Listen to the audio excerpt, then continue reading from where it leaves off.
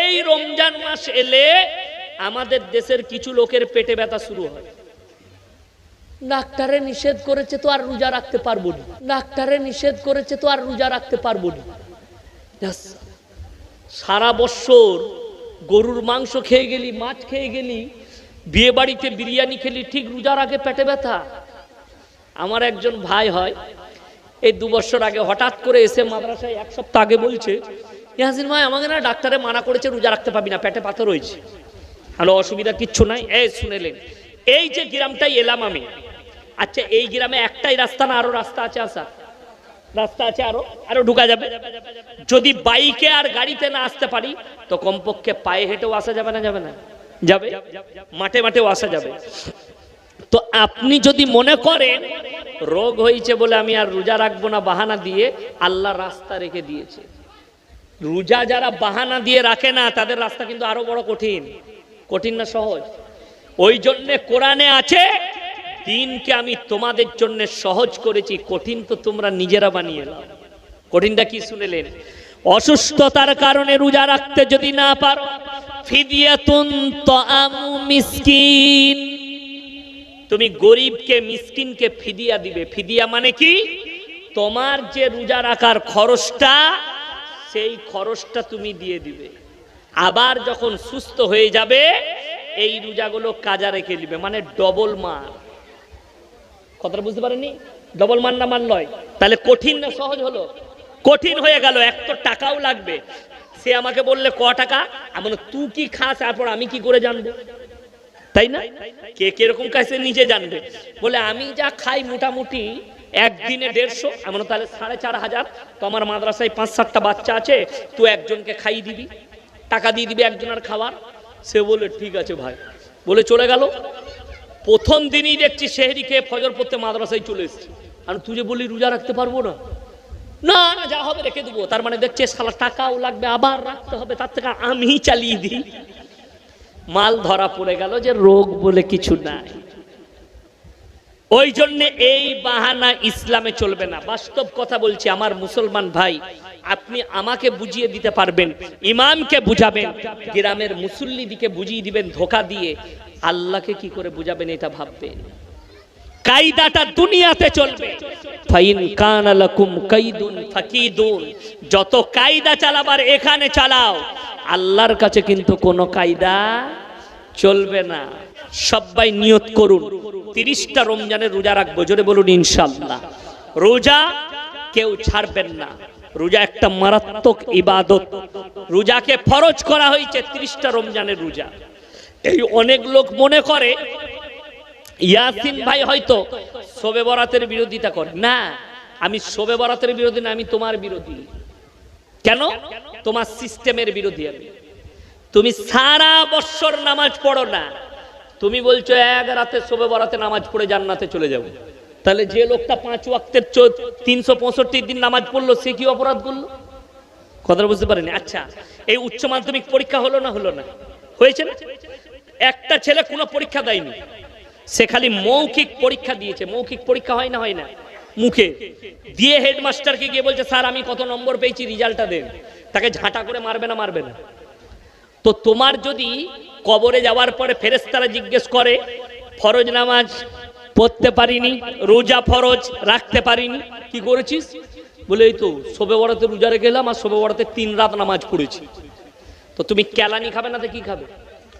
আচ্ছা, কেউ যদি শবে বরাতের রাত্রিতে নামাজ না পড়ে পাপ আছে? কথা বলে না? গুনাহ নেই। কেন? নফল ইবাদত।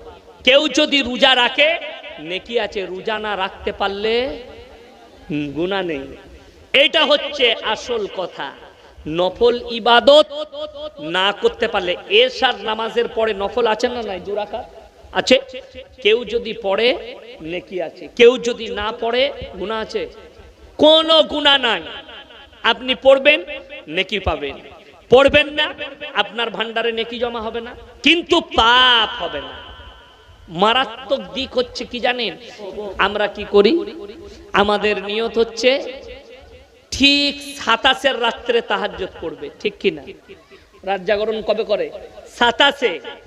আমি এখানে চ্যালেঞ্জ ছুড়ে গেলাম, মেদিনীপুর ডিস্ট্রিক্ট নয়, ভারতবর্ষের কোনো আলেম যদি প্রমাণ করাতে পারে 27-এর রাত্রিটাই শবে কদরের রাত্রি, বাই ক্যামেরা চালিয়ে আমি এখানে ইস্তেগফার করে ক্ষমা চেয়ে বাড়ি যাব। একজনকে নিয়ে আসুন, একটা মৌলবীকে নিয়ে আসুন, খালি বলে দিবে 27-এর রাত্রিটাই ইবাদতের রাত্রি, আমি তার কাছে আভারী থাকব। না, আল্লাহ তাআলা রমজানুল মুবারকের মাসে এই রাত্রিকে গোপন করলেন। জোরে বলুন সুবহানাল্লাহ। বেশিরভাগ মুহাদ্দিসিন বলেছেন তোমরা যদি শবে কদরকে খুঁজতে চাও 21, 23, 25, 27, 29 এই রাত্রিগুলো খোঁজো। আচ্ছা আপনারা বলুন, যে মানুষটা 30টা রমজান 30 দিন যদি তাহাজ্জুদ পড়ে সেই মানুষটা শবে কদর পাবে না পাবে না? জোরে বলুন না সুবহানাল্লাহ। তো আপনি যদি বলেন হুজুর 30 দিন কি করে পড়বো, আরে রমজান মাসে তাহাজ্জুদ পড়া বেশি সহজ। সহজ না সহজ নয়? যারা মনে করছেন কঠিন তাদেরকে বলে দিই, আপনি কঠিন ভাবেন।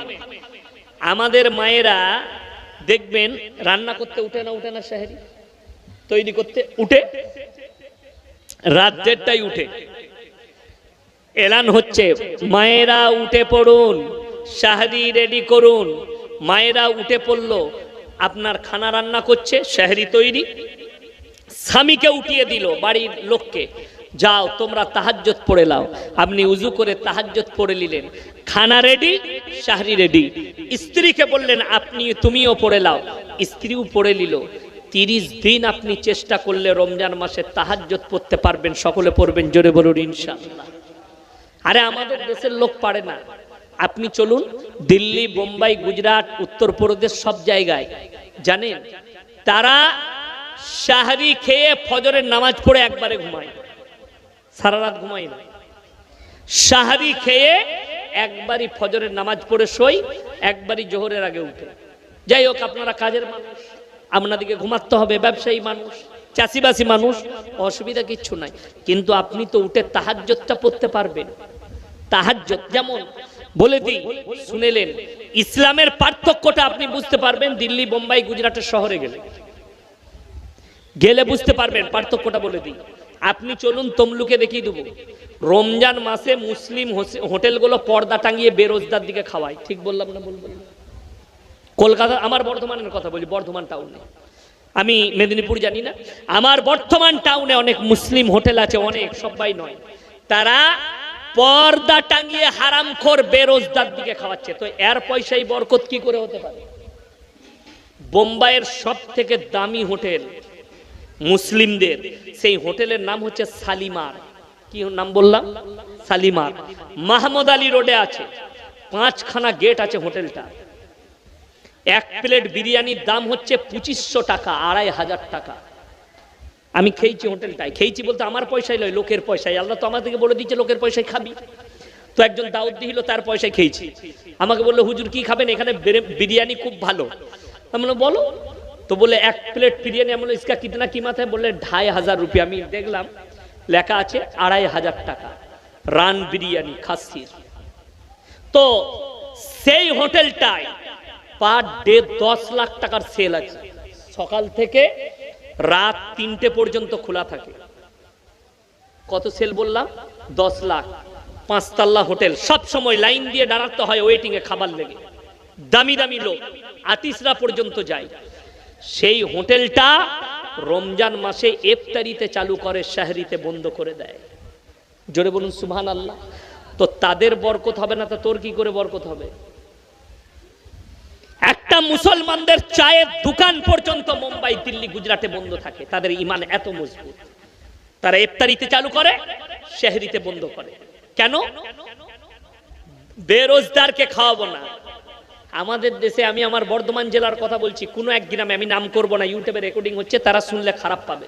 কি রমজান মাসে মাইয়াত হয়েছে?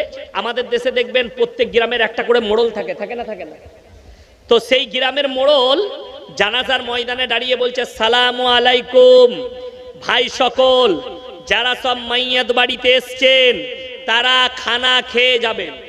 ইমাম সাহেব বললে রমজান মাসে এলান করা হারাম। সকালবেলা ইমামের চাকরি চলে গেল। এটা আমি গল্প বলিনি, আল্লাহর কসম খেয়ে বলছি, এরপর বিশ্বাস করবেন কিনা আপনার ব্যাপার। একদম সত্য ঘটনা।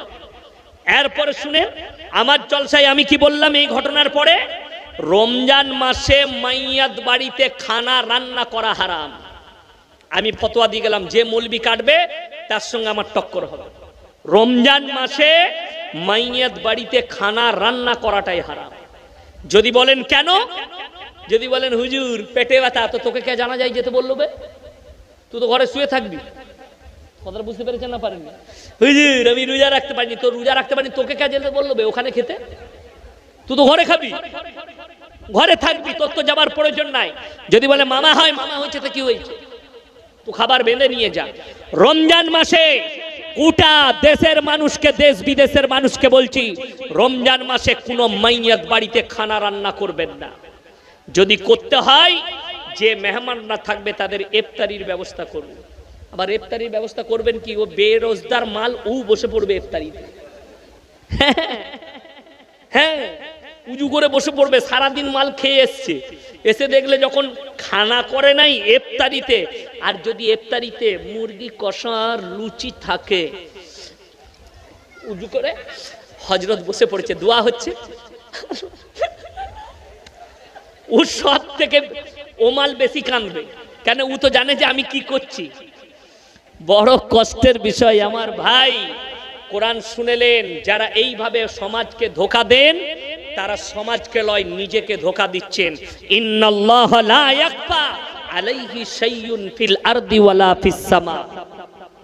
হে আমার নবী, পৃথিবীর মানুষকে বলে দাও, আসমান আর জমিনে কোনো জিনিসটা আমার কাছে গোপন নাই। জোরে বলুন সুবহানাল্লাহ।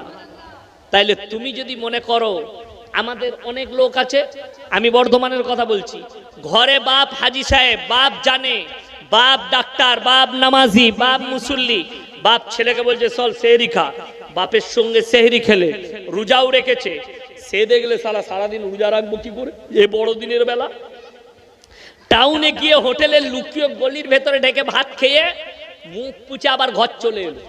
সে হযরত আবার ইফতারিতে বাপের দস্তরখানে বসেছে। ওরে বুকা, পৃথিবীর কেউ দেখেনি কিন্তু আমার আল্লাহ দেখছে, ঠিক কি না? সবাই বলুন, রমজানের রোজা কেউ ছাড়বো না। জোরে বলুন ইনশাআল্লাহ। রমজান মাসে সবাই তাহাজ্জুদ পড়বেন। জোরে বলুন ইনশাআল্লাহ। আল্লাহ তাআলা আমাদের ইমানে আমালে তারাক্কি দেখ, আমাদের জানে মালে ইজ্জতে আল্লাহ বরকত দেখ।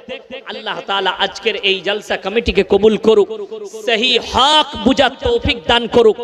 যে বেঈমান কাফেররা ইসলামকে কোরআনকে মিটাতে চাইছে, আল্লাহ তাদের তকদিরে ঈমান লেখা থাকলে ঈমান দাও। যারা মনে মনে করছেন আমাদের বিচার ব্যবস্থা কেমন হবে, আল্লাহর কসম, বিচারের দিবসে দুটো সিস্টেম আল্লাহ নিয়ে আসবেন। কটা বললাম? দুটো।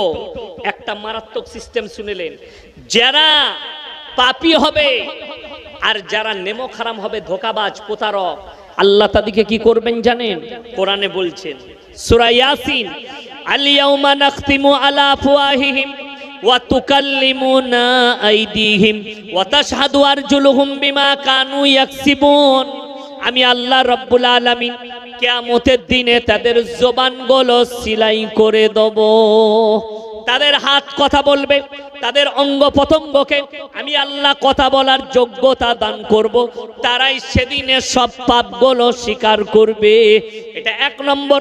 দ্বিতীয় নম্বর, যদি বলেন আল্লাহর কাছে হিসাব নেওয়াটা কত সহজ শুনেলেন, আমার আল্লাহ কোরআনে অপর জায়গায় বললেন, ইকরা কিতাবাক কাফা বিনাফসিকা লিয়াউমা আলাইকা হাসিবা মান ইহতাদা ফাইন্নামা ইয়াহতাদি লিনাফসি ওয়া মান দাল্লা ফাইন্নামা ইয়াদিল্লু আলাইহা ওয়া লা তাজিরু ওয়াজিরাতুন বিজরা উখরা ওয়া মা কুন্না মুআযযিবিনা হাত্তা নাবআসা রাসূলা।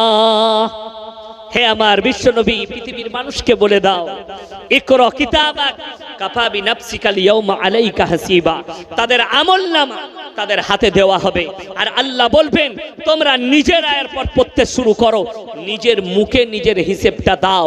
আপনাকে নিজের কণ্ঠস্বরে নিজের জবানের দ্বারা হিসেব দিতে হবে, কোন জায়গায় কত মিনিটে কত সেকেন্ডে আপনি পাপ করেছেন পুণ্য করেছেন, নিজের মুখে হিসেব দিবেন।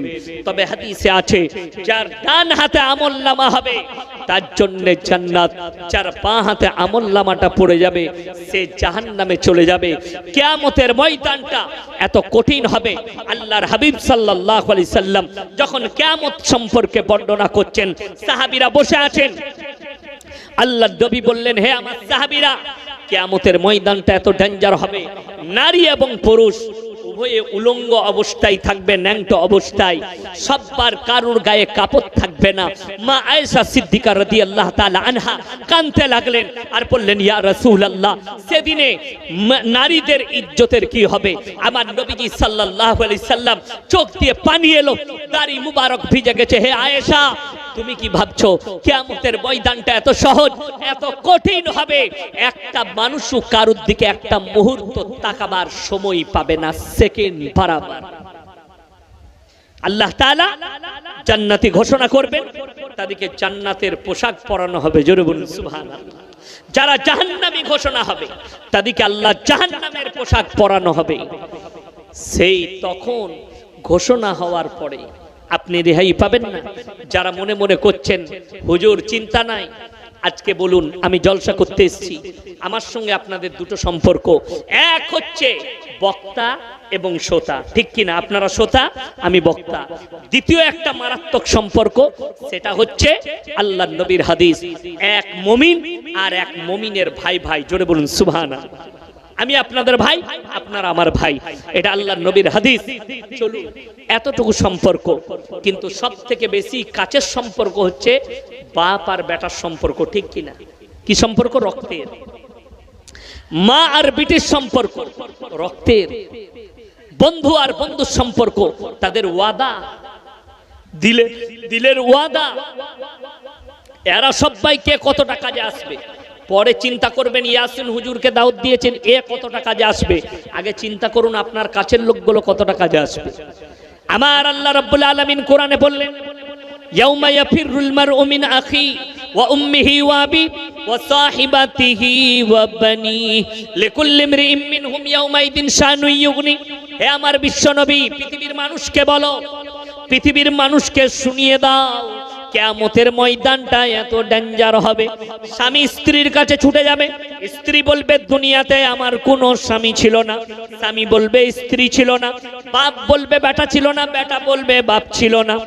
কেউ কারুর জন্যে, বন্ধু বলবে বন্ধু ছিল না, কেউ কারুর জন্যে যাররা পরিমাণ বোঝা বহন করবে না।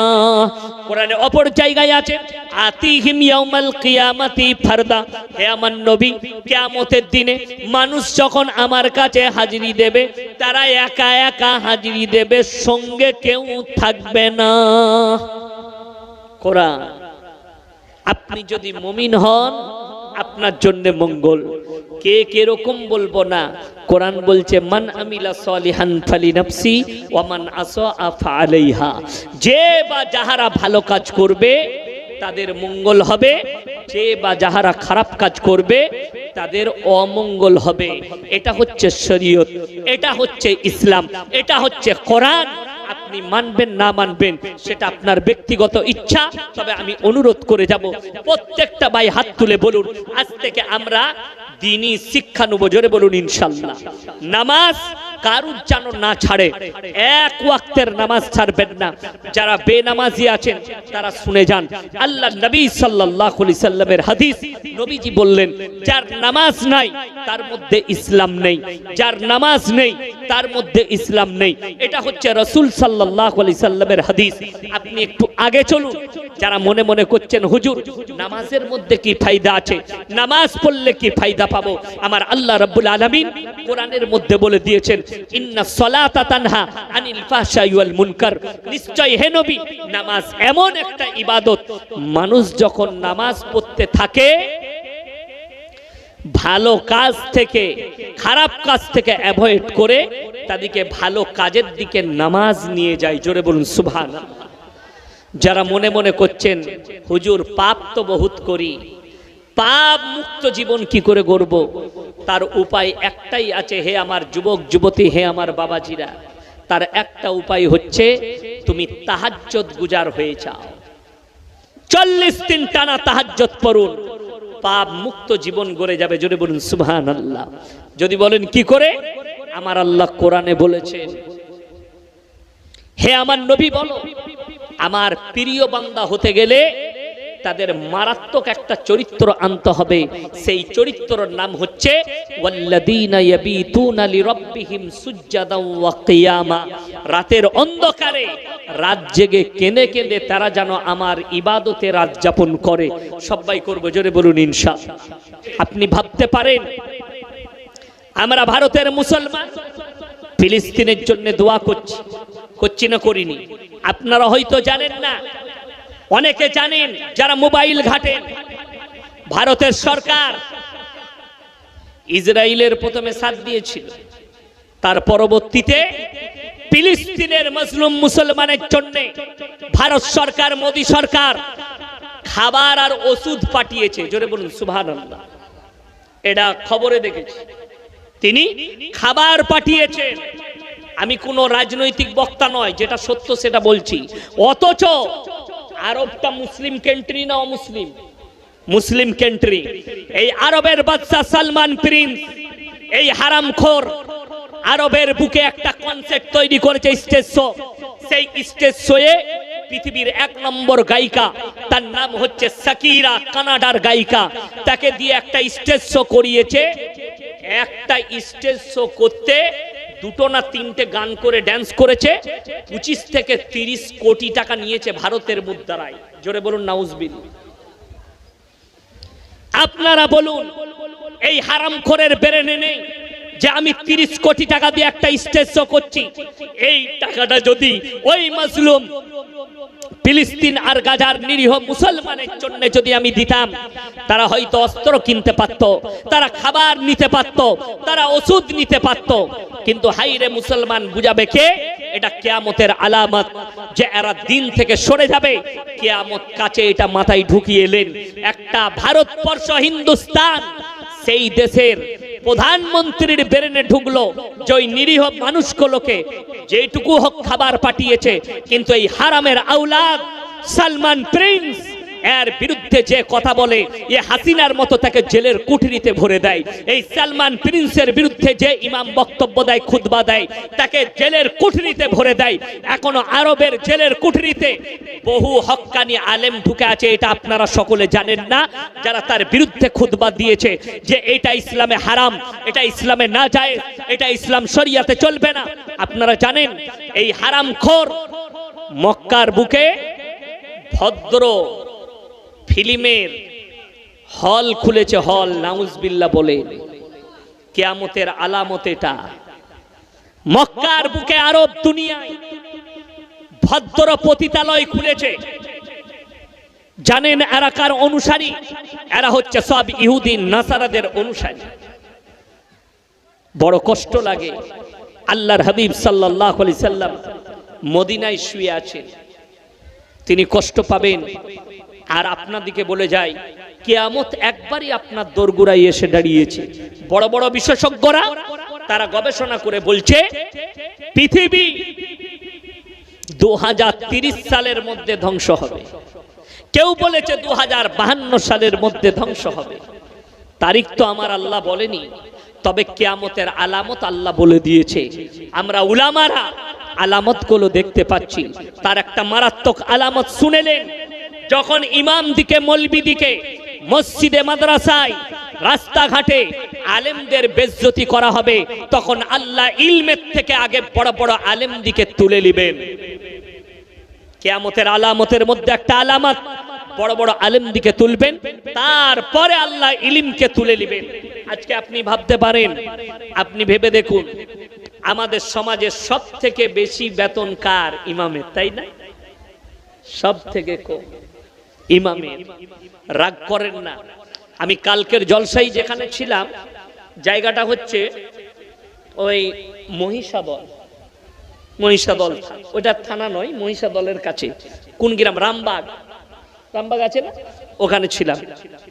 তো সেখানে আমি একা ছিলাম না, 4খানা বক্তা ছিল। কটা? 4টা। সারা রাতের জলসা। আমি প্রথমে চেপেছি। আমার আগে একজন আব্দুল্লাহ জুবের বলে বক্তা ছিল 24 পরগনার, তারপরে আমি, তারপরে বাংলাদেশের, তারপরে মালদার একটা বক্তা। 4খানা বক্তা। 4টা বক্তায় 4 কুড়ি 80,000 টাকা। কত বললাম? 80,000 টাকা। প্যান্ডেল এর থেকেও মারাত্মক প্যান্ডেল। প্যান্ডেল 1,80,000। খাবার আছে, আদার্স মাইক ফাইক আছে, দিয়ে খরচা মিনিমাম 2.5 থেকে 3 লক্ষ টাকা। ঠিক কি না কথা বলে? জলসা হচ্ছে মেদিনীপুরে। আমি আপনাদের এখানকার জলসা বলবো না, বিভিন্ন জলসা 3 লাখ 4 লাখ খরচ করছে। যে বক্তাটাকে পছন্দ আসছে, একে আমার চাই, যদি বলে 30,000, 30,000ই দিবে। যে বক্তাকে ডেকে নিচ্ছে, হাই রে মুসলমান, তুমি একটা আলেমকে 30,000 টাকা দিয়ে মাত্র 1.5 ঘন্টা 2 ঘন্টা বক্তব্য শুনবে, 20,000 30,000 দিচ্ছ। বাংলাদেশ থেকে 70,000-এর বক্তা এনে 1 ঘন্টা বায়ান করবে, 1.5 ঘন্টা বায়ান করবে, তুমি তাকে 70,000 দিচ্ছ। তোমার ব্রেনে লাগে না, বিবেকে লাগে না? তুমি 3 লাখ টাকার প্যান্ডেল করে পাড়ার লোককে, দেশের লোককে দেখাচ্ছ আমরা এত এত বক্তা এনে জলসা দিয়েছি, অথচ হাই রে ইমাম সাহেব মেম্বারে দাঁড়িয়ে বলে, ভাই এই যুগ জামানায় আর 5,000 চলছে না, আমার বেতনটা 10 করলে হতো। আপনি মিটিং করে বলছেন ইমামকে তাড়াবে, অন্য ইমাম ঢুকা। ঠিক বললাম না ভুল বললাম? এই কওমের উন্নতি কি করে হতে পারে? আমি একজন বক্তা, আমাকে দাওয়াত দিবেন না যদি হক না শুনতে পারেন। কালকে আমাকে দাওয়াত দিবেন না, অসুবিধা নেই। আমি আমার মাদ্রাসায় পড়াই, মাদ্রাসাতে বেতন পাই। জলসা বন্ধ করে দেন আমি বলছি।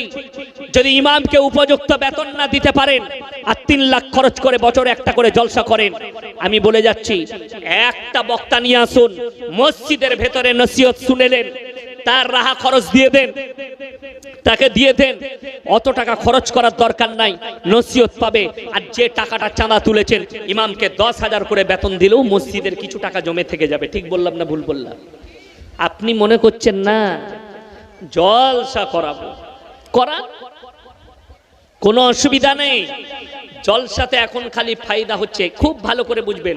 আমি আজকে এখান থেকে জলসা করে চলে যাব, আপনাদের সঙ্গে ভালোবাসা আছে, আমাদের বাপ বেটার জড়িয়ে আছি আমরা, মেদিনীপুরের মানুষ ভালোবাসে। কালকে আমাকে সকালে ফোন করে বললেন, হুজুর আমার আব্বা মারা গেছে। ফোন করে বললেন, আমি খালি এতটুকু দোয়া দেবো, আল্লাহ তোমার আব্বাকে জান্নাতি করুক। ঠিক কিনা? কিন্তু আসার সময় আমার নেই। আমার মুসলমান ভাই, অনুরোধ করে বলে যাচ্ছি, আপনি আপনার বিবেক দিয়ে ভাববেন। আমাকে যদি ফোন করেন, হুজুর আমার আব্বা মারা গেছে, আমি শুধুমাত্র দোয়া দেবো আল্লাহ তোমার আব্বাকে জান্নাতি করুক, কিন্তু আসার সময় ইয়াসিন সাহেবের নেই, আমি এসে আপনার বাপের জানাজা পড়তে পারবো না। কিন্তু তোমার ইমাম সাহেব যদি ছুটিতে বাড়িতে থাকে আর যদি ফোন করে বলেন আমার আব্বাজি মারা গেছে, তার ছুটি শেষ করে নিজের স্ত্রীকে বলবে তুমি বাড়িতে রান্নাটা খেয়ে নিবে, আমার একজন মুসল্লি মারা গেছে, ছুটে এসে তোমার বাপের জানাজা পড়বে, তোমার বাপের মাটি দেবে। তুমি তাকে মূল্য দিতে পারো না, অথচ একটা বক্তা যা টাকা চায় সেখানেই দিয়ে দাও। আমাদের মুসলিম সমাজ 2 জায়গায় মাথা নত করে দিয়েছে। এক হচ্ছে বক্তার সামনে, আর দ্বিতীয় হচ্ছে এক তাবিজওয়ালা মৌলবীর সামনে। ঠিক কি না? যদি তাবিজ নিতে যান, কি হয়েছে, বেটার জ্বর হয়েছে, আমি বাবু 501-এর নিচে তাবিজ দিই না, হুজুর তাই দেন। আবার তার কমে যদি হুজুররা তাবিজ দেয়, তা আবার অনেক মেয়েরা বলে এ হুজুর বেশ, যদি বলে এলাও কাজ হবে না, ফ্রি পয়সা তাবিজে কাজ হয়, ও ভালো করে দেয়নি। কিন্তু একটা মূর্খ যদি ধুলো ভরে দেয় আর সে যদি বলে 2000 টাকা, তো বলবে মারাত্মক তাবিজ দিয়েছি। ওই জন্যই তো সমাজের হাল এত খারাপ। মুসলমান ভাই, অনুরোধ করে যাব, আলেমকে সম্মান সবাই দেব, জোরে বলুন ইনশাআল্লাহ। ইমামের জুতো সোজা করুন, আপনি মুক্তাদি হয়ে যাবেন। ইমাম মসজিদে ঝাড়ু দিলে ঢুকে ঝাঁটাটা ছুটে কেড়েলেন, আপনি মুক্তাদি হতে পারবেন। মুয়াজ্জিন, তাকে সম্মান করুন যারা আজান দেয়। হাদিসে আছে মুয়াজ্জিনদের গলাটা সব থেকে উঁচু হবে কিয়ামতের দিনে, জোরে বলুন সুবহানাল্লাহ। কেন? তাদের কিয়ামতটা হবে সাইয়্যিদনা বেলাল হাবসি রাদিয়াল্লাহু তাআলা আনহুর সঙ্গে, জোরে বলুন সুবহানাল্লাহ। পৃথিবীর প্রথম মুয়াজ্জিন যিনি প্রথম আজান দিয়েছেন, তিনি হচ্ছেন হযরতে সাইয়্যিদনা বেলাল হাবসি রাদিয়াল্লাহু তাআলা। চলুন, রমজানুল মুবারকের মাস আসছে।